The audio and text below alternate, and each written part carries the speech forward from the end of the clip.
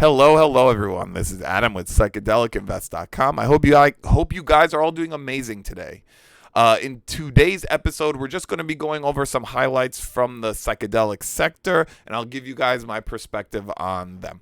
So to start things off, we're going to get it kicking with Elon Musk basically mentioning psychedelics again. So what he said was, psychedelics and MDMA can make a real difference to mental health, especially for extreme depression and PTSD. We should take this seriously. So this is the second time in, I think, 2 months that Elon Musk has mentioned psychedelics. And as divisive as he is to some people, I am totally for him talking about psychedelics. I hope he keeps talking about psychedelics because from my perspective, the more exposure and the more curious people we have looking into psychedelics, the faster this movement will continue growing and catching on. So I am all for Elon Musk just talking about psychedelics and getting behind the movement. So this makes me extremely happy. It looked like he was replying to a tweet by Doug Drysdale. And so that's great. It's cool that he was replying to the CEO of Cybin. Elon does have the ability to make waves in the markets just by tweeting certain things. I'm not sure if it had any appreciable effect on Cybin, but we'll check that out at the end of the video. But in general, I love this. I hope Elon Musk keeps talking about psychedelics. We feel it within the psychedelic community. The movement is growing week by week. Every week I have more people in my network asking me about psychedelics, curious, people who I would have never thought would have any interest in them. So people's eyes are starting to open. People are becoming more open to psychedelics, and I feel like we're getting so close to that paradigm shift, and I'm very, very excited to be part of all this. So I'm very happy about this, and yeah, this is just bullish for the psychedelic sector in general. All right, and next we have the people at Cathie Wood and ARK and her researchers at ARK have started to do a deeper dive on psychedelic plays, and they will be releasing their findings at some point soon. Piers Jameson over here says it's coming. Be patient. It's coming, essentially, the findings of their deep dive.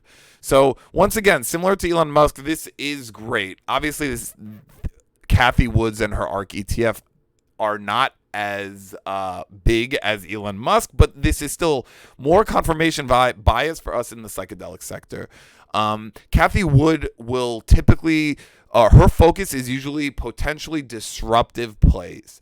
And obviously, from my perspective, I've mentioned this before, and I know many others within the psychedelic sector, is that psychedelics are potentially very disruptive for the way we treat mental health. So this can end up being something that's really up Cathie Wood's alley here, and it seems like she's starting to warm up to psychedelic plays since investing in Atai. So let's see what her findings bring about. I'll happily make a video on them when they release them, and I'm just really excited to see what other plays that they're looking at in the psychedelic sector, and yeah, just her opinion and outlook on the psychedelic sector in general. But yeah, this is very exciting. And once again, all of us in the psychedelic sector know, or psychedelic community know, how potentially disruptive psychedelics can be for how we're treating the brain in general. So this excites the hell out of me. All right, and lastly, so this was huge news when it occurred, basically when Numinus acquired Novamind. So now the acquisition is finally complete, and as a result, Numinus now has 13 operating wellness clinics across North America. And prior to this, they had 0. So Numinus now has a generous footprint of clinics in North America, and they are now I'm 99% sure of this. They are now the biggest clinic play in the world right now for psychedelics. So this is huge, and I'm happy that the acquisition went through. There weren't any hiccups along the way, and this is what they have to say. So essentially, it's 13 operating wellness clinics across North America, 4 clinical research sites, and a dedicated psychedelics research laboratory. So this is all in North America. So this is, once again, amazing. And these clinics are going to be generating revenues way before a lot of these psychedelic biotech plays that are more focused on pushing drug or creating formulations of psychedelics or drugs and pushing them through the pipeline. They are going to, like, clinic plays will be generating revenues first. So those of you who are already invested in Numinus, I think I like this play. I like their business model even more now that they've basically acquired Novamind, and I think Numinus will continue to show strength going into the year.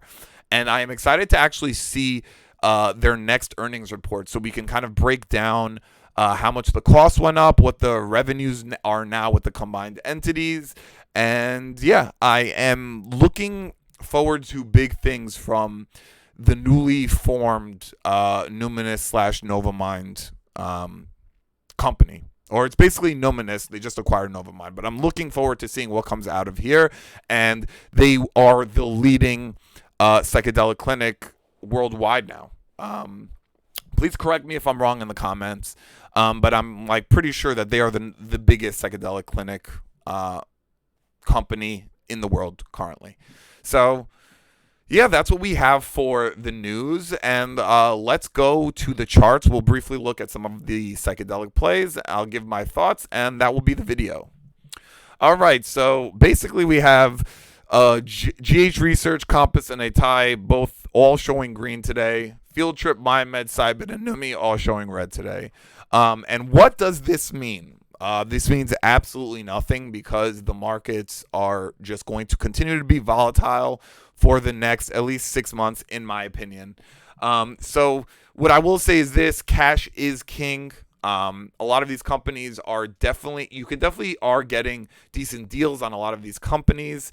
There's definitely more room for things to come down. If macroeconomic conditions continue to put pressure on the markets. I would say averaging in is a good strategy, or just holding cash until you see or you determine a reversal in the broader markets generally.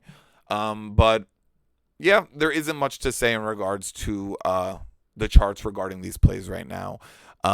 Things are definitely dicey in the markets, and we'll see when the markets start to show more strength and just more certainty in where the markets are heading.